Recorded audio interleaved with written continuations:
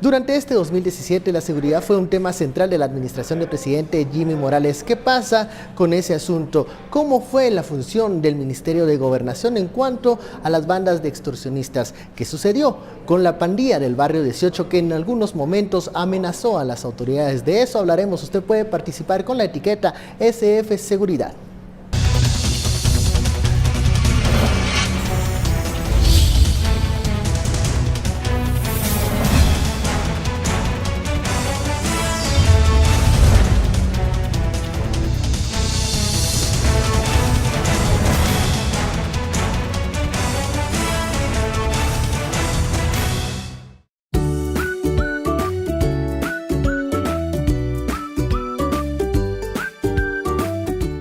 Llamadas ilimitadas todo diciembre, desde 299 quetzales. Tigo presentó. Bienvenidos a Sin Filtro, estamos en esta ronda de temas de balance y esta noche abordaremos SF Seguridad. Ha sido la seguridad uno de los temas en donde sale bien calificada la administración del presidente Jimmy Morales. De eso hablaremos esta noche. Damos la bienvenida a nuestros analistas Philip Chicola y Gustavo Zapeta. Muy buenas noches. Buenas noches. Seguridad, Ministerio de Gobernación, operativos, cooperación incluso con otras agencias de seguridad. ¿Cómo sale evaluado el presidente Morales en ese tema, Philip? Bueno, hay que partir, digamos, haciendo una especie de comentario editorial. Evaluar el tema de la seguridad de entrada es complejo, porque la seguridad es una percepción. ¿Qué quiere decir que la seguridad es una percepción?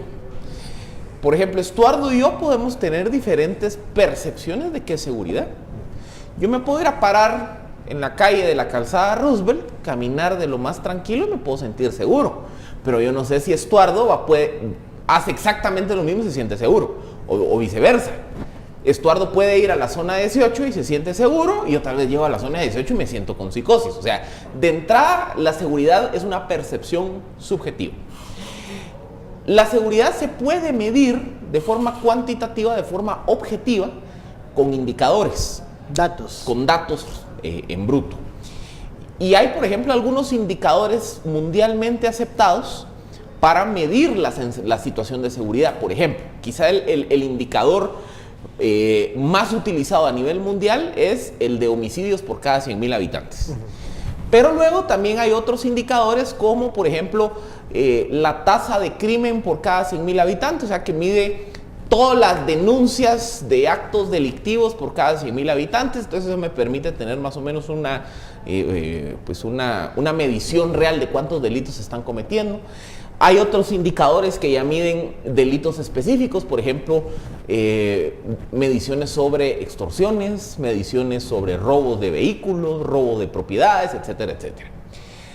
El problema que tenemos aquí en Guatemala es que, con la excepción de la medición de homicidios por cada 100,000 habitantes, y que esto es un trabajo que lo inició Carlos Mendoza hace ya casi 10 años, de tratar de homologar fuentes de información, de que Policía Nacional Civil e INASIF cruzaran sus datos, que hubieran bases de datos unificadas, que hubiera metodología adecuada para levantar los datos, y que eso ha permitido que Guatemala tenga un buen sistema de medición de violencia homicida.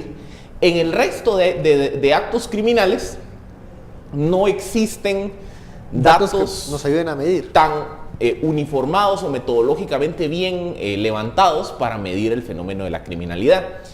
Entonces, por eso es que yo puedo comparar la evolución de la tasa de homicidios por cada 100,000 habitantes del 2000 para acá, o del 2009 para acá, que es cuando empezamos en la tendencia decreciente, pero yo no puedo hacer lo mismo con otros fenómenos como, por ejemplo, asaltos a buses, extorsiones, robos de viviendas. Ahí sí estoy literalmente en un área terreno inexplorado.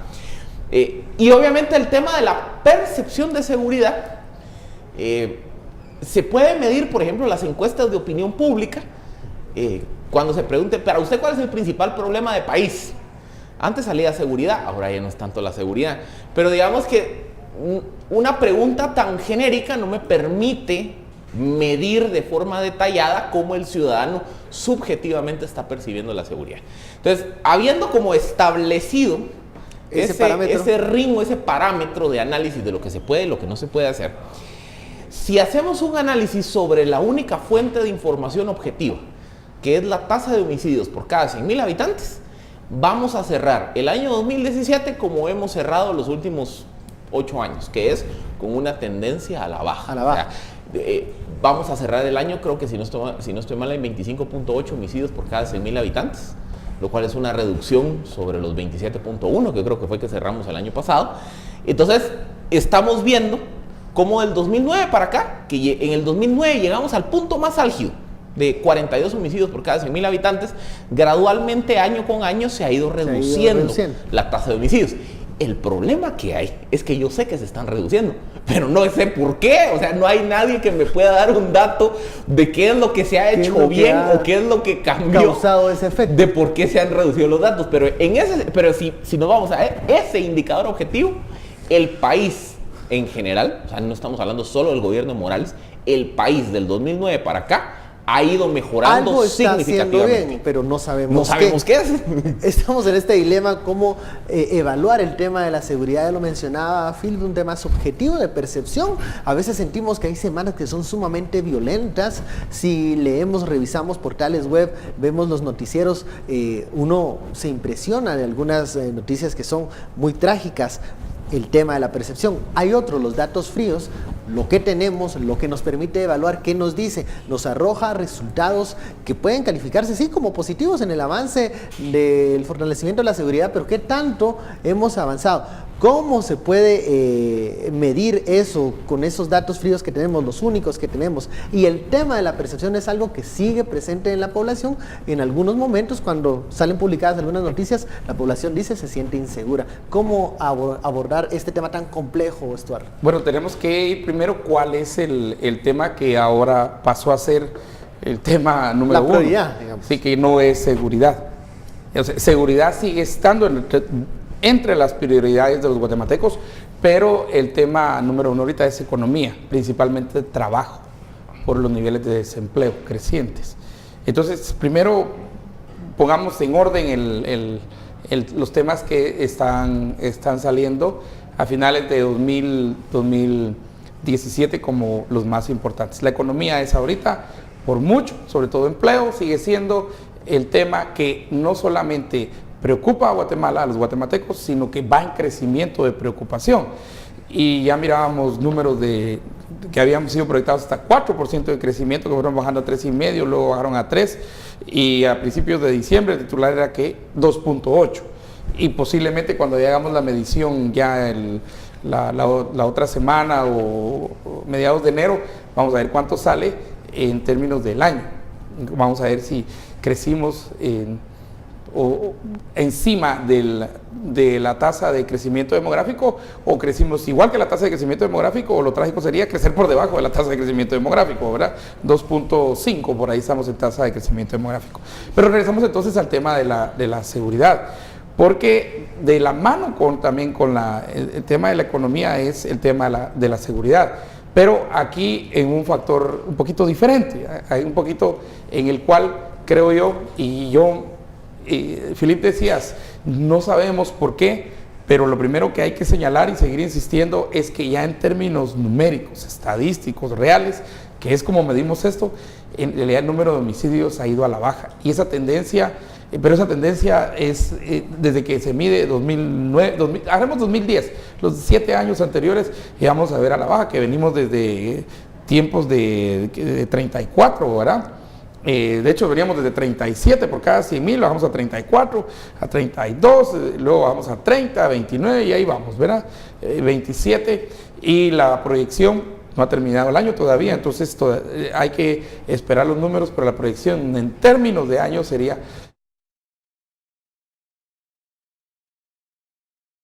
Un tema que preocupa. Es un tema que preocupa. Si vamos en el promedio de 4, que en términos globales es considerado como normal, casi pegándole una crisis, 4 por cada 100,000. 10 ya es una situación de crisis, 20 ya es guerra. Nosotros estamos todavía, digamos, si terminamos en 25, es una situación que todavía sí nos tiene que preocupar y de manera fuerte. Pero yo iría a las comunidades. Cuando uno digamos, nosotros los antropólogos queremos entender algo, nuestra primera fuente es la comunidad. Y no es preguntarle cómo se siente, sino, digamos, qué es lo que se ha estado haciendo bien. Yo lo que he visto es un involucramiento mayor de la comunidad con la autoridad. Que el problema que habíamos tenido era que cuando dejábamos solita a la comunidad se volvía casi que en muchos términos parte de la delincuencia. Porque hacía las rondas y todo y terminaba matando o terminaba pegando o extorsionando a aquel que no podía hacer la ronda porque tenía que trabajar, porque tenía que salir temprano a estudiar o lo que sea. Y San Juan Zacatepeques fue un ejemplo primo de lo que pasa cuando la comunidad se organiza y todo, pero no está de la mano con la autoridad. Cuando vamos a autoridad y comunidad, y yo creo que ahí puede estar nuestra primera fuente de información, que es una fuente de información. Pueden haber muchas otras fuentes de información acerca de lo que estamos haciendo. ¿Cuál sería entonces para 2018 aquí la visión? La visión sería acelerar ese proceso de caída del número de homicidios, porque cuando miramos que cae el número de homicidios, también, oh sorpresa, también vienen a la baja muchos de los delitos asociados a homicidios, ¿verdad? También viene una baja, por ejemplo, en el robo, ya sea el robo de carros, el robo de casas, también viene a la baja asaltos, también viene, y todos esos que son como los contextos en los cuales se da un homicidio, también vienen a la baja, que yo creo que eso es positivo. Pero aquí un fenómeno que sí es importante y que no tenemos que dejar, ¿verdad? Y que no tenemos que soltar por nada en el tema de seguridad, y si no el norte, digo Estados Unidos, nos lo recuerda constantemente, es el tema de las maras. Primero porque el mismo gobierno de Estados Unidos ya le entró con fuerza a agarrar y deportar mareros al Triángulo Norte, Guatemala, Salvador y Honduras, pero también porque para nosotros las maras sí sigue siendo un problema serio, que es el que nos mantiene altas tasas, digamos, en términos de los homicidios. Entonces, tal vez la focalización tiene que ser un aspecto muy importante. Vamos a la primera pausa de la noche, SF Seguridad. Al regreso hablaremos sobre este fenómeno de las pandillas.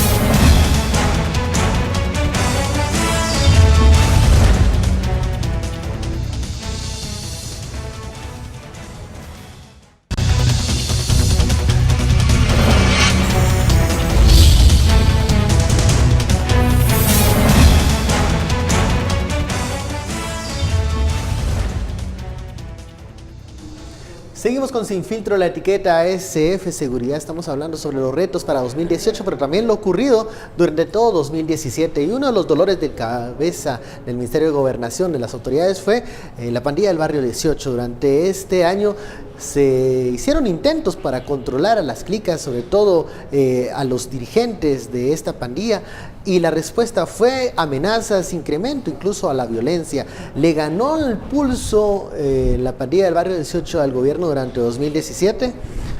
Es que ahí es donde hablábamos del divorcio entre los datos y la percepción.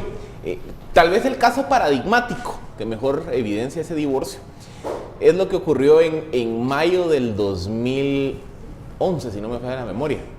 Mayo del 2011 resulta que fue el mes con menos homicidios de cada 100,000 habitantes durante el gobierno de Álvaro Colón. Pero en ese mes fue cuando asesinaron a Facundo Cabral. Entonces, si yo iba con el guatemalteco y le decía, mira, este es el mes menos violento de la gestión de Álvaro Colón, nadie me cree, porque la imagen que todos los guatemaltecos teníamos es que aquí esto se salió de control porque mataron a Cabral. Lo mismo ha venido ocurriendo con el tema de las pandillas. El golpe de efecto de la pandilla del Barrio 18. Exacto. Fuerte. O sea, el efecto que tuvo el 2017, la pandilla del Barrio 18, fue que comunicacionalmente hablando y en términos de psicosis, hubo varios momentos en el año en que la pandilla 18 transmitió el mensaje de que había logrado sobreponerse a la capacidad de respuesta de las fuerzas de seguridad. Por ejemplo, cuando sale aquel memorándum, creo que fue por ahí de febrero pasado, cuando las fuerzas de seguridad dicen, miren, tenemos información de que la pandilla del barrio 18 va a atacar hospitales, instituciones públicas. Por favor, cierren los servicios unos días en lo que vemos qué pasa. Primer mensaje.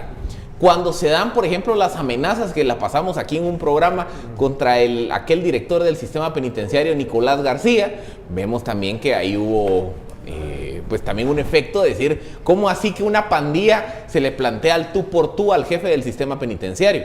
Y así hemos visto varios sucesos durante el año en donde la pandilla del barrio 18 prácticamente ha venido a declararle la guerra, ya no a la ciudadanía, pero le ha venido a declarar la guerra a las fuerzas de seguridad y concretamente al sistema penitenciario.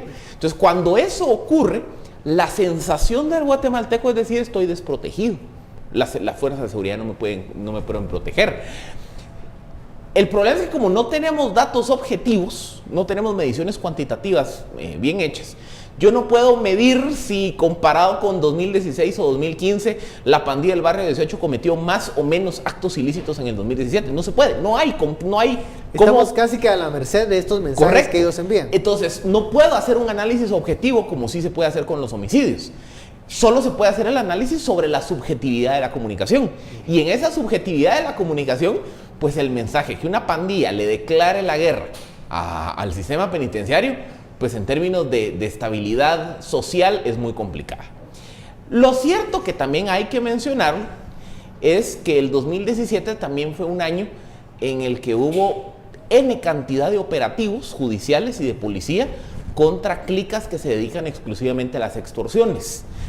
Y otra vez me topo con el mismo problema.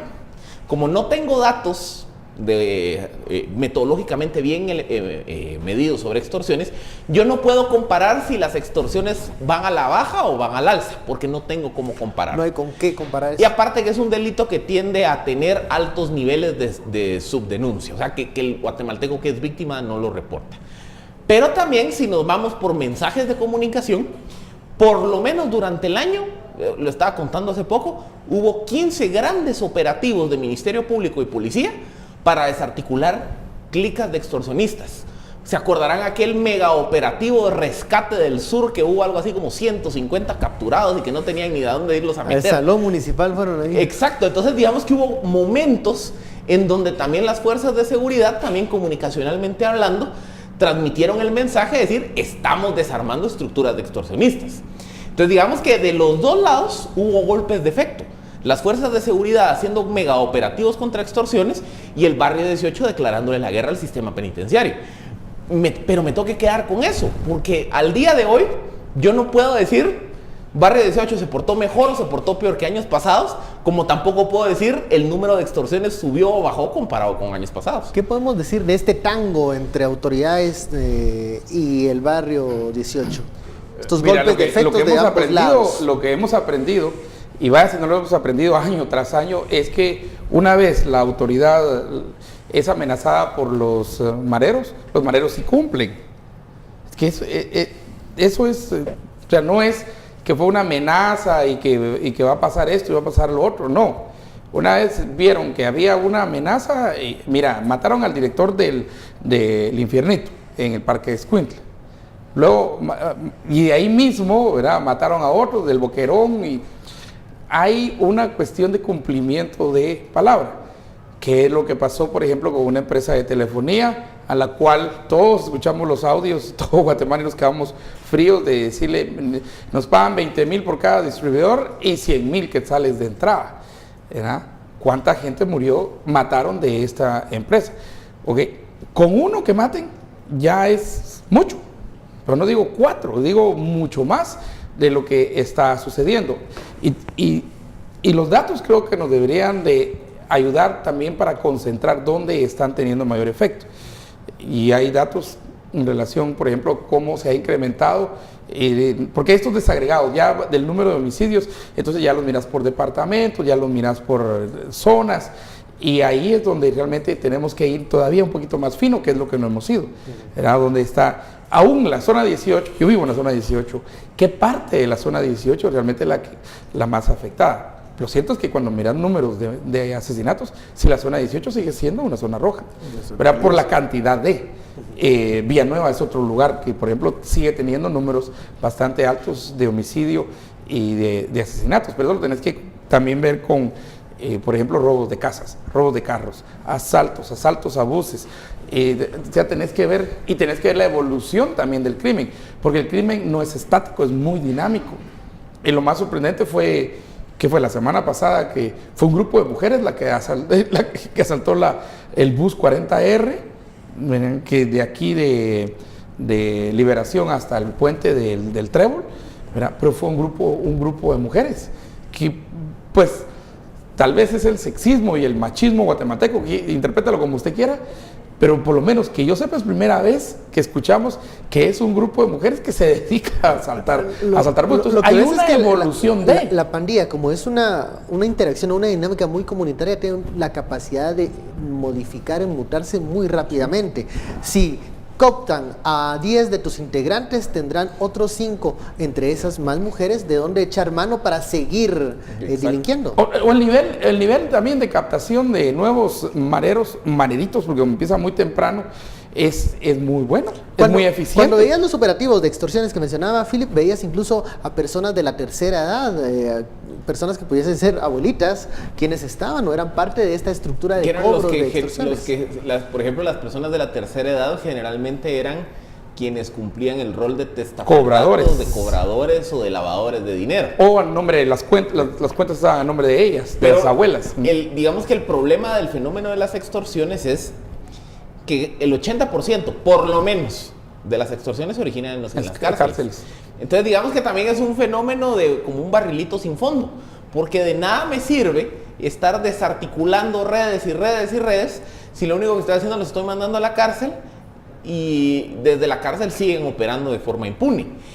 Y por lo que decía Estuardo, mientras tengan esa capacidad de reclutamiento relativamente intacta y mientras las condiciones socioeconómicas que generan los incentivos para que los jóvenes ingresen a las pandillas juveniles, esto es un fenómeno que se va a seguir replicando. Entonces ya no voy a tener 500 pandilleros en la cárcel, voy a tener 5,000, pero ya no voy a tener 10,000 pandilleros en las calles, voy a tener 100,000. O sea, este es un fenómeno que mientras no se atiendan las causas estructurales, llamarían algunos, socioeconómicas, prefiero llamarlas yo, el fenómeno va a seguir acrecentándose conforme el tiempo vaya pasando. Y en seguridad la cárcel es el tema que estuvimos recurrentemente tratando aquí y lo vamos a seguir tratando. No podemos dejar ese tema, porque las cárceles solamente reciclan, mejoran, potencian, reúnen del crimen. Sí, digamos, preparan y casi que especializan al crimen. Y es que cuando haces la pregunta en términos de la comunidad, en términos de qué es lo que pasa, la respuesta es sí, la comunidad tiene que estar comprendiendo cuál es el proceso, por ejemplo, de seguridad en el cual entra, por ejemplo, un ilícito, entra la PNC, luego entra el MP, el ente investigador, entra INASIF, entran todos, luego entran los juzgados, los jueces y todo, llega una condena y la cárcel. Y clásico en Guatemala, todo es métalo al bote, métalo a la cárcel, métalo al bote, métalo a la cárcel. Y orinó en el árbol, métalo a la cárcel. Y todo es meter a la cárcel.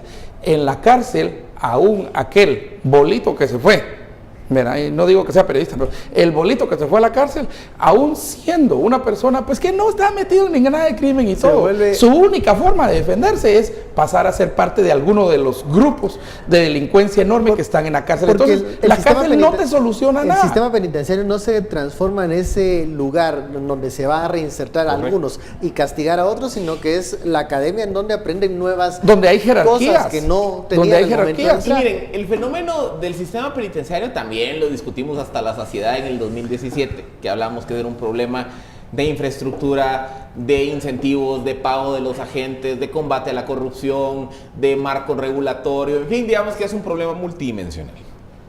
Pero para que miren que esto es como que un círculo vicioso, porque una de las razones por las cuales la pandilla del barrio 18 en varias ocasiones le declaró la guerra al sistema penitenciario es porque el sistema penitenciario, con todas las limitantes que tienen, trató de poner orden. ¿Qué es poner orden? Temas como, por ejemplo, limitar o controlar mejor las visitas, controlar mejor los ingresos de encomiendas, o sea, los artículos que le llevan a los presos, controlar la pernocta de personas particulares dentro de las cárceles. Controlar el tema de los bloqueos de las antenas. Es decir, cuando el sistema penitenciario, trabajando con lo que hay, que es muy precario, trató de apretar las tuercas y de tratar de evitar que hubiera tanto descontrol, que ese descontrol a su vez es lo que facilita que se lleven a cabo los actos criminales dentro de los presidios. Cuando el sistema penitenciario trató de apretar esas tuercas, la reacción de la pandilla, ¿cuál fue? Declaró la guerra. Y cumplió. Y te voy a atacar al director del centro. Vamos a la pausa. La etiqueta SF Seguridad. Seguimos con más temas de 2017 que fueron protagonistas en ese tema. Volvemos.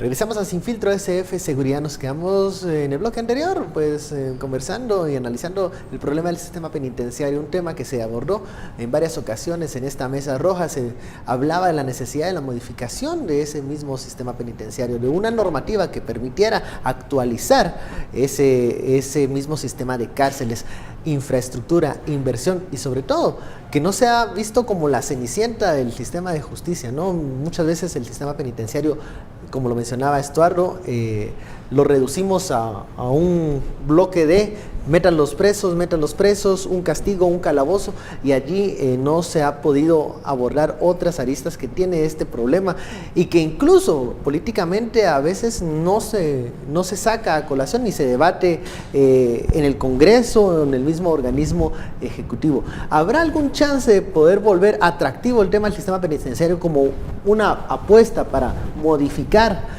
y proponer alternativas que lo hagan funcionar y que no sean el caos penitenciario como lo menciona a veces Estuardo? ¿Hay posibilidades de eso en 2018? Yo creo que sí.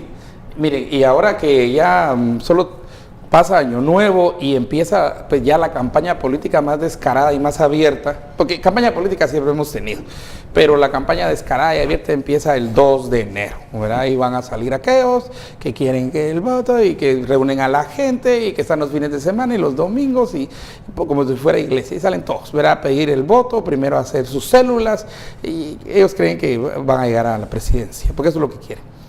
Pues mi primera pregunta que le haría yo a todos los que quieren el voto, nuestro voto es, mire, deme el proceso, no solo cuáles son las soluciones, sino el proceso y los costos para el sistema penitenciario, ¿verdad? Y aquí sugerencias porque estoy seguro que no tienen la menor idea. Primero, la división, clasificación, ¿verdad? Redefinición de niveles de riesgo de reos, porque ahorita los tenemos todos juntos.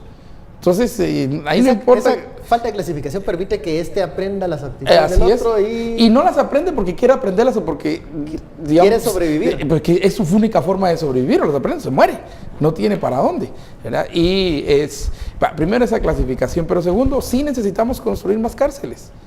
Es una conclusión a la que, y sé que ahorita todo el mundo brinca, dice, sí, pues necesitamos escuelas, necesitamos hospitales, miren, necesitamos muchas cosas. Pero si vamos a entrar en el tema de seguridad, que junto con el de economía son dos temas que nos preocupan, sí vamos a necesitar más cárceles, porque tenemos hacinamiento. Aún aquellos que ya cumplieron sentencia y regresen a su casa o se queden libres o vayan a arresto domiciliario o lo que sea, aún restando estos no llegamos a la cobertura de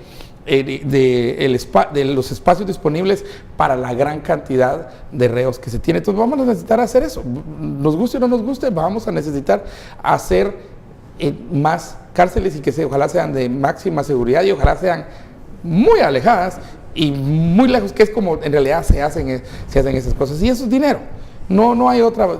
Pero, y un tercer punto también es, si todo requiere cárcel, ¿ya?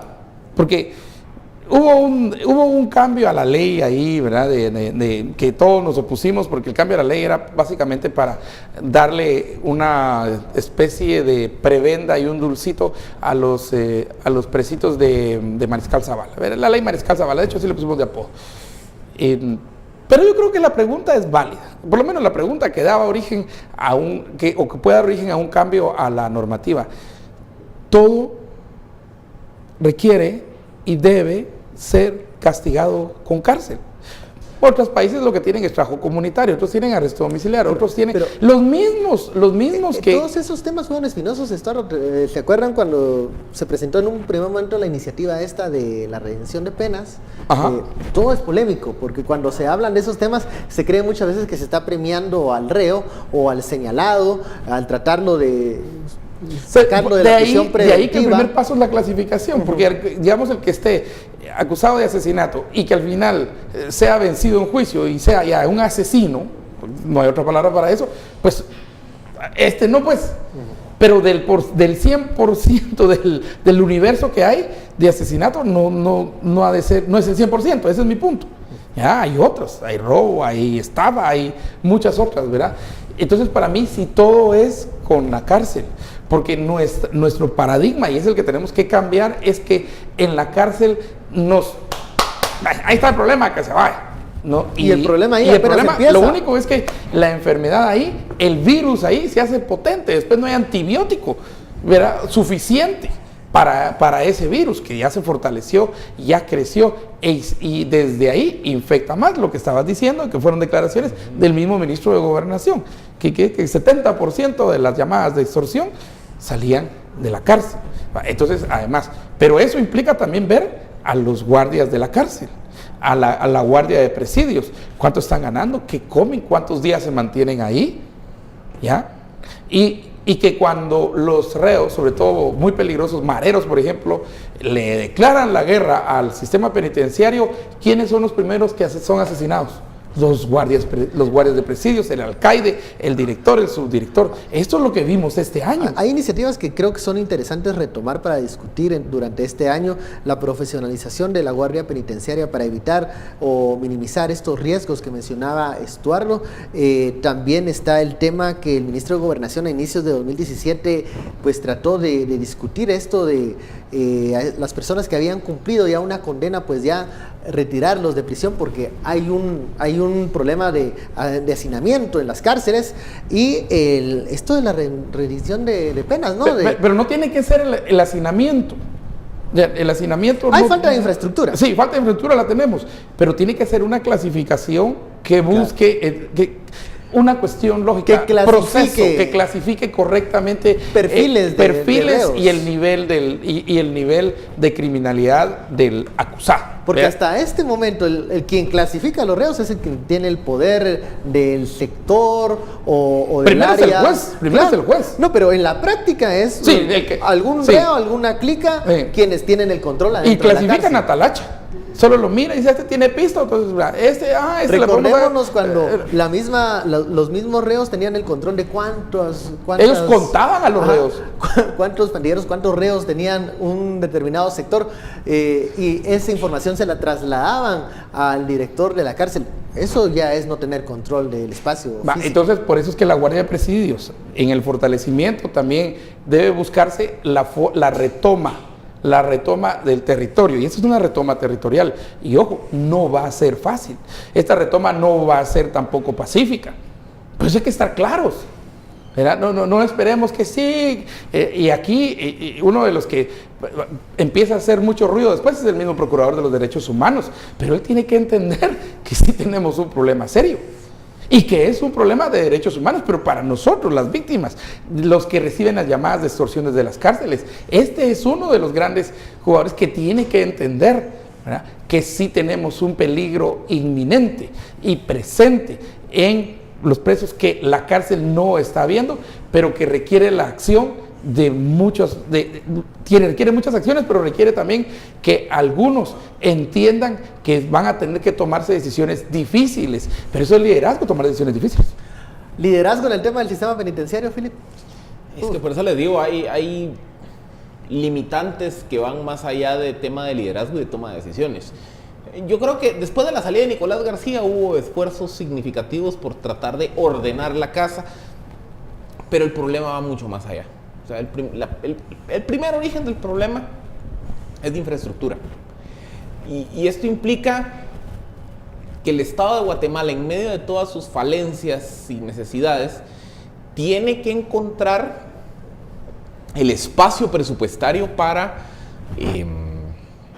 invertir 600 millones, 800 millones, 1.000 millones de quetzales en construir infraestructura carcelaria. Decisión no popular. Que es una decisión no popular. O sea, es que cuando decimos aquí, miren, es que hay que construir por lo menos 3 nuevas cárceles en el país, que van a costar 800 millones de quetzales, la reacción nacional es: ¿y por qué cárceles? Que los maten a todos, mejor debería de usarse esos recursos para salud y educación.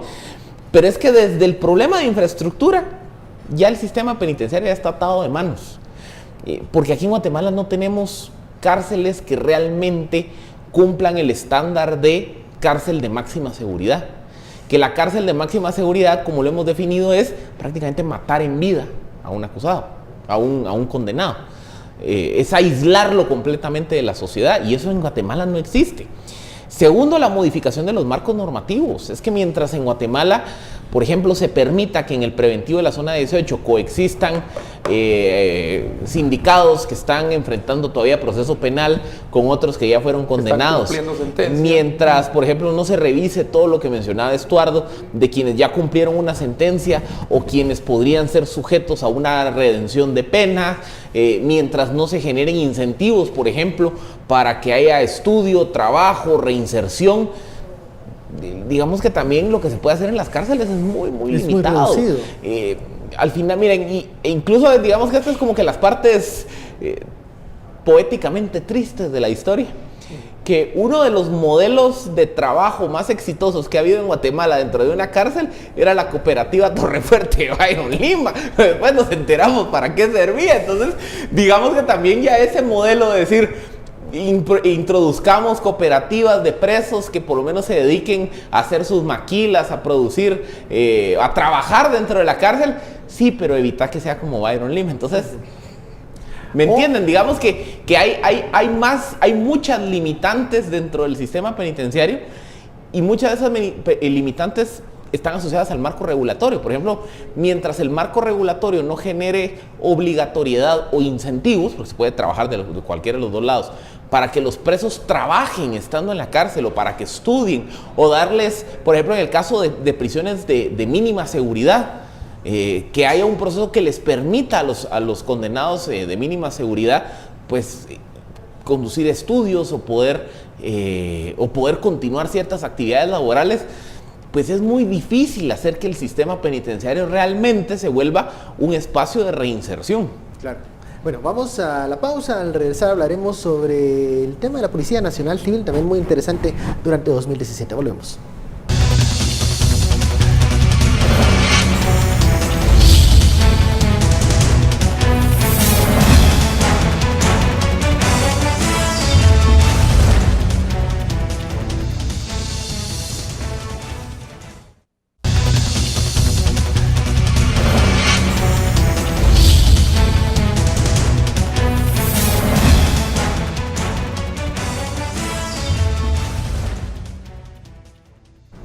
Regresamos a Sin Filtro, gracias por su sintonía. La etiqueta SF Seguridad. En este último bloque hablaremos de la Policía Nacional Civil y el papel de los patrullajes.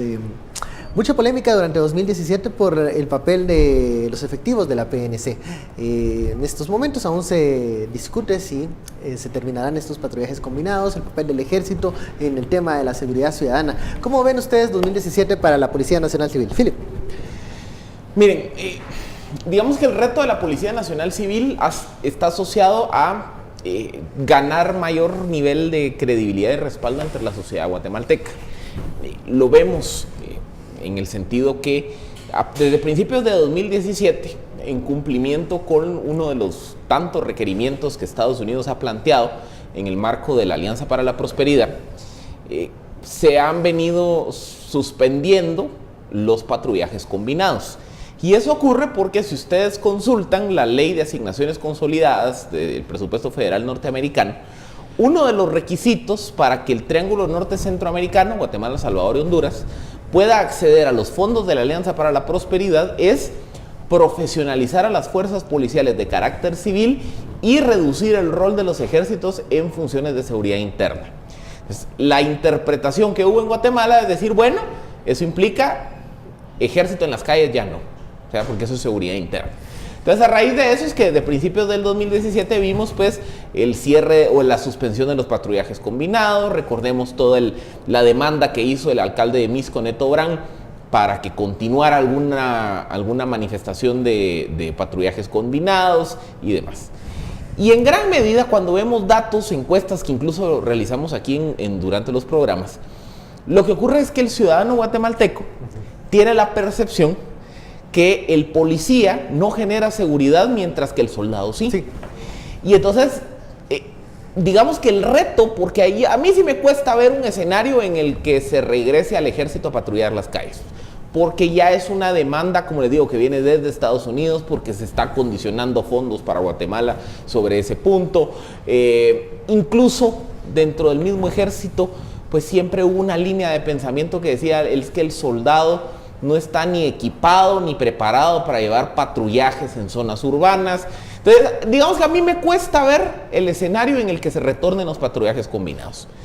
Sobre eso, entonces el reto aquí es cómo la policía puede empezar a transmitir el mensaje de que realmente puede brindar seguridad, porque ese es el problema. O sea, el guatemalteco pide ejército en las calles porque percibe que la policía no lo puede dar. Su función. Entonces eso implica que la policía es la que tiene que ir subiendo su capacidad de generar confianza entre la ciudadanía. Algunos hablan si esto se puede o se debe hacer de una forma gradual. Mira, lo que ha sucedido es que sí se ha hecho de una forma gradual, porque en mucho el ejército, me refiero a seguridad ciudadana, sí ha salido del rol de seguridad ciudadana. Y yo hice un sondeo, que no es encuesta, porque no es encuesta, en radio la semana pasada, precisamente porque uno de los titulares de la semana pasada fue ese, ¿verdad? De la polémica que surge entre seguridad, el ministro de Gobernación, que dice que no necesita el ejército y que la policía es suficiente y que ese va a ser el estándar. Entonces la pregunta que yo lancé era si Gobernación asegura que el ejército no es necesario en las calles, porque eso fue lo que el argumento del ministro. Y la respuesta en las opciones me pareció interesantísima, porque más de la mitad de los 800 y pico personas que respondieron fue que la PNC no era la suficiente en las calles. O sea, no era si el ejército estaba o no en las calles, sino que que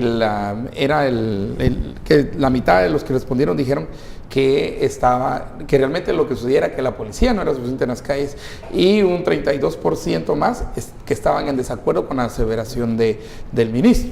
Ya solo ahí tenés un 80%, arriba del 80% de esto.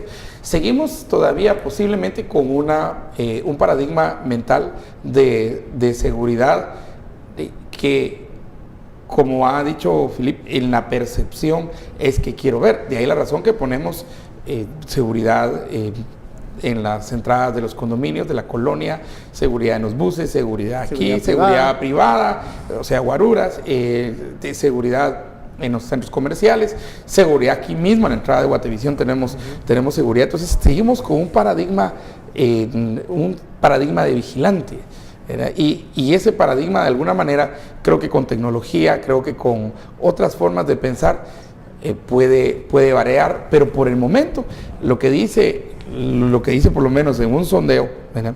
Es que, y un sondeo común y corriente, es que la mayoría de gente, 20 y 80, ¿verdad?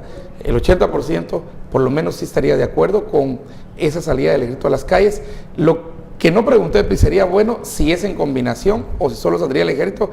Philippe, decís, yo no veo al ejército solito en las calles, yo tampoco lo veo, que generalmente son fuerzas combinadas, sobre todo seguridad ciudadana, pero hay que también anotar un hecho importante en términos de Policía Nacional Civil, y es que Policía Nacional Civil cerró el año casi con 40,000 la fuerza efectivos, sí, porque hubo graduaciones en los últimos días de diciembre,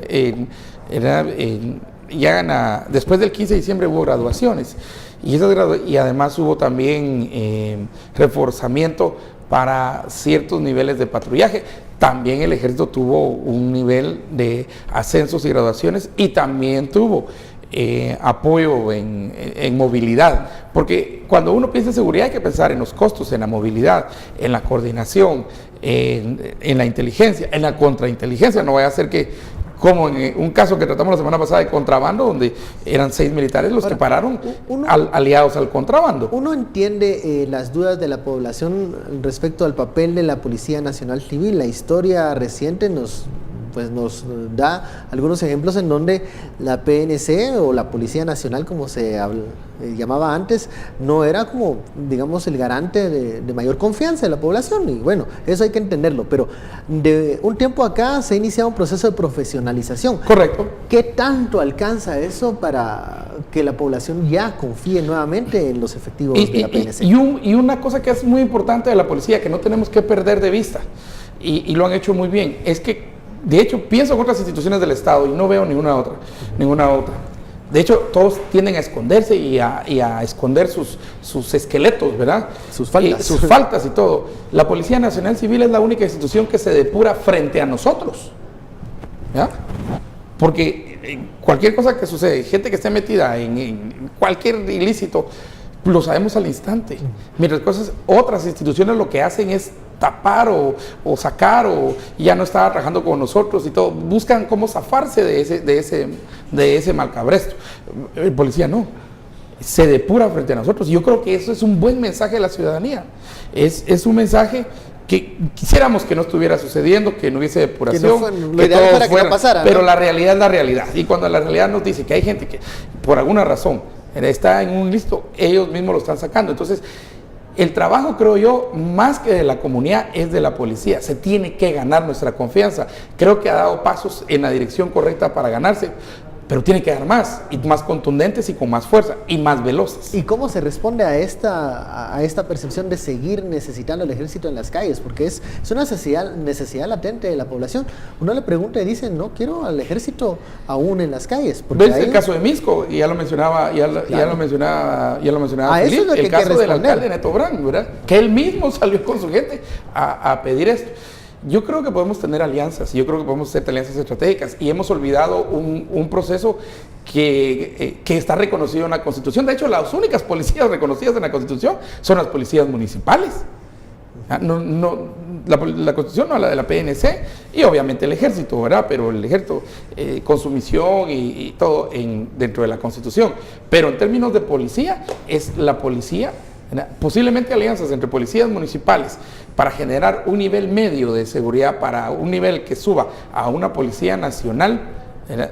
Posiblemente podemos nosotros entrar a analizar esas posibilidades. Lo que sí necesitamos es acercamiento de las autoridades, de la policía, a la comunidad, y creo que han avanzado bastante en eso, pero hace falta todavía, porque la gente tiene que ganar confianza y entonces credibilidad. En la medida que la gente crea, en la gente confíe, va a sentir menos la necesidad del ejército. Y además, muchos oficiales dentro del ejército creen que el ejército debe regresar a las funciones básicas que establece la Constitución: soberanía, el cuidado de fronteras. Este año cerró también con lo que hizo las autoridades de atacar el contrabando. El contrabando es una cuestión de fronteras que vulnera también nuestra seguridad interna, en lo cual sí debería estar obviamente involucrado el ejército, porque es cuestión... Yo no sé si el Ejecutivo entiende muy bien las funciones del ejército, porque lo que hemos visto en 2017, pero las entiende, porque en 2017 creo que utilizó al ejército en otras actividades que para mi gusto no eran, para hacer escritorios no eran la ni para construir del casas tampoco, ni para tapar baches.